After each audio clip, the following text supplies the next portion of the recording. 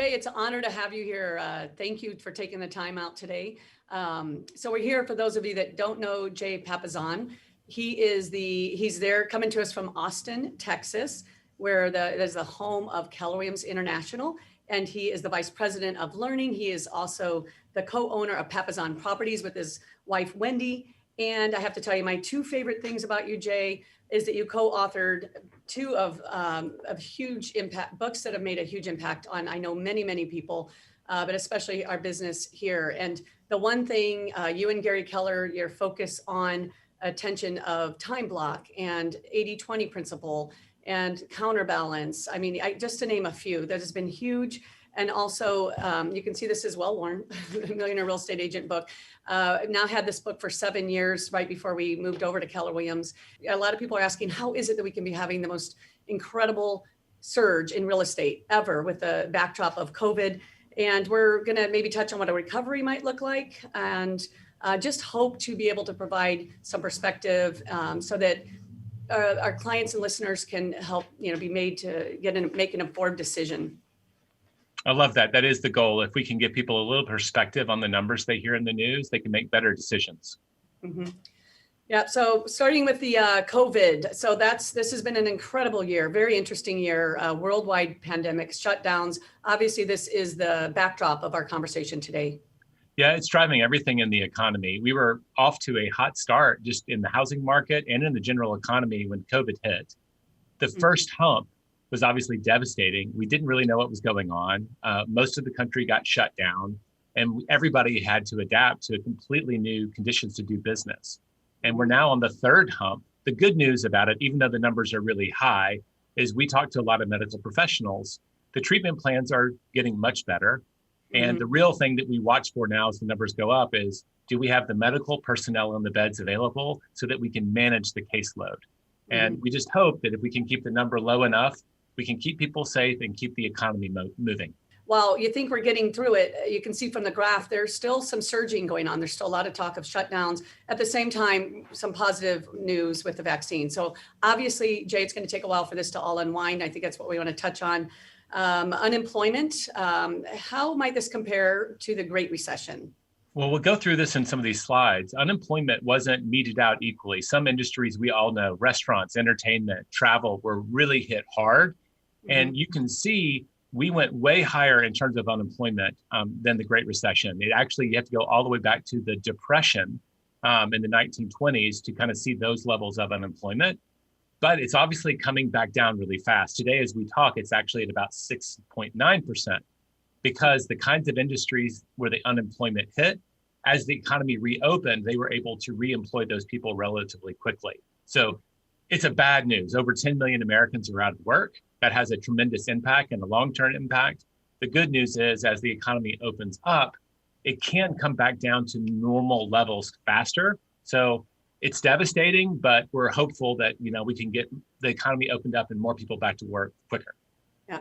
And Jay, I know it's important we mentioned as we're looking at these slides and we're talking in a statistical and kind of clinical way, that we are talking about people's lives. A lot of people are hurting, they're out of work, and this is affecting their families in so many ways. So we just want to keep that in mind as we're going through these graphs.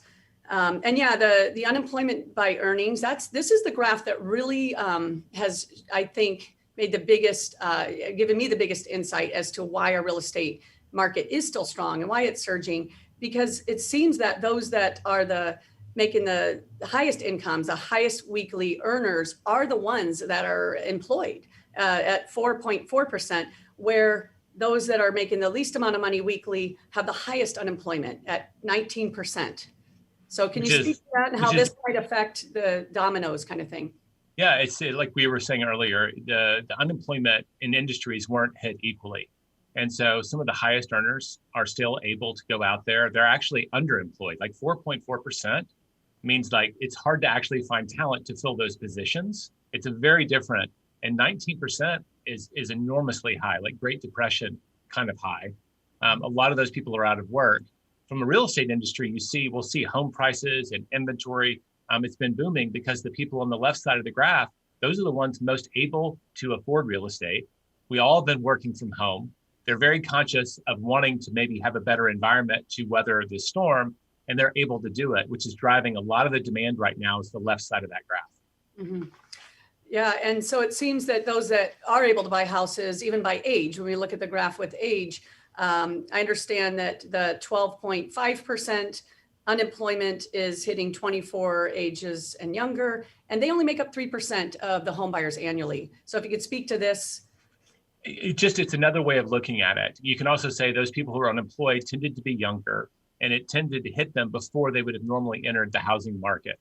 So there's two different factors, industry and age, that the unemployment is hitting that are kind of leaving real estate relatively unimpacted, meaning we still have a lot of demand, either by age group or income by industry, on the very low inventory that's out there, which is why we're seeing the market that we're seeing. Mhm. Yeah, it seems that people that wanted to take quick action were able to. All of a sudden you're working from home, you need more space. Maybe you want to put in the swimming pool now because the kids are home. They were able to jump, and they're remodeling. You can't even get a hold of the contractors around here if you want anything done. So there's a 2-year wait in Austin for a swimming pool right now. wow. So outdoor spaces. I mean, who would have ever thought they wanted a second home office? But if you've got multiple teenagers going to school and multiple adults going to work from home, you suddenly realize there's spaces you never thought you needed that you need today. Yeah, and here in the Bay Area, we're seeing a lot of people want to get to second homes on the coast side here, second homes in Tahoe, so that they can actually take their kids while they're on Zoom school and be in a different place. So that's been really interesting dynamic also. So gross domestic product, GDP, can you speak to this a little bit and how fast the drop was that we saw in Q2 and what might be happening here toward the end of the year? Yeah, the devastating impact, like Q1, about half of that was during lockdown. So the fact that it was only negative 5%, a lot of this is driven by consumer spending. And Jerry, how is all this impacting home sales nationally? Well, there's two big things that are driving it. We know that the people who can afford to buy can. They spend a lot of times in their home, so they were very motivated to buy. Like they knew why they wanted to buy. They were very specific about it. And we saw there's tons of competition around the limited inventory that had those features they wanted: outdoor spaces, swimming pools. By the end of this year, we now know October numbers as well. There's a lag in how we get these numbers. We're actually doing better now than we were in 2019, which is kind of crazy to think. Yeah, 2019 was actually a great year. So it's incredible. And I think by the end of the year, we'll see those numbers even up, or maybe from what we're seeing in the Bay Area, we're having such a strong third and fourth quarter. I think we're going to see more home sales maybe over last year. I mean, look at these home prices. I know rates are playing into this. You have the lowest rates in history, which is kind of a win-win for the buyers now with a maybe same monthly payment or even a little less, can pay a little more if they need to. Sellers are very happy right now. Nationally, we're up 7.9%. We're going to talk about the Bay Area in a minute. We're up even higher here. Limited supply of inventory, that strong demand, and obviously these historic rates. It's like the perfect storm. Yeah, a great reminder for folks. Like when you think about the impact of interest rates, the difference between 3% and 2%, like 1% of interest rates is like 10% off the monthly cost of a home in terms of a 30% mortgage. So even if home prices went up by 10%, that drop in interest rate kind of kept the price equal from a monthly payment standpoint. Jay, let's put it together here. I understand there's all kinds of things we're talking about. So I would say on one hand, make hay while the sun shines. There's good opportunity for sellers that may want to sell, or as long as they have a place to move and they can move that primary residence, but now's probably a good time to be doing that. We're going to be keeping an eye on how people's habits have changed and their shopping and their work. I have literally a couple clients that work for Google that moved to the East Coast recently and still work for Google. So how that might affect even here in the San Francisco Bay Area. And just, we have to remember the personal motivation, the love of real estate. There's hope out there, again, getting through this, learning to work through it. Just your thoughts on where we go from here. I think I'm really curious to see with the vaccine in place and better tracing, what kind of housing people choose. Now, a lot of people now realize they can and maybe enjoy working remotely, which opens up a lot of different housing styles. They may not have to go for the urban density. So I'm kind of watching it. And I know that you know this because you have a network of top realtors across the country. In some areas that are highly urban, we're seeing people migrate out. They didn't enjoy the protest and they didn't enjoy the close proximity during bad times. In other places, it's still doing okay. So it's going to be very market to market.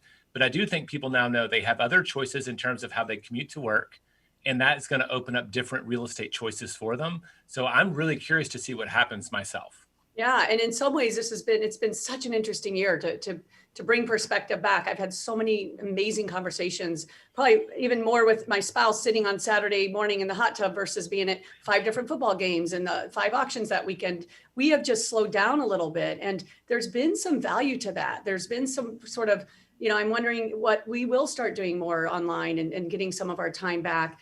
And I will say we'll be, keeping a pulse on things out there, and keeping an eye on all these factors and trends as they move forward. And I just want to thank you for this time.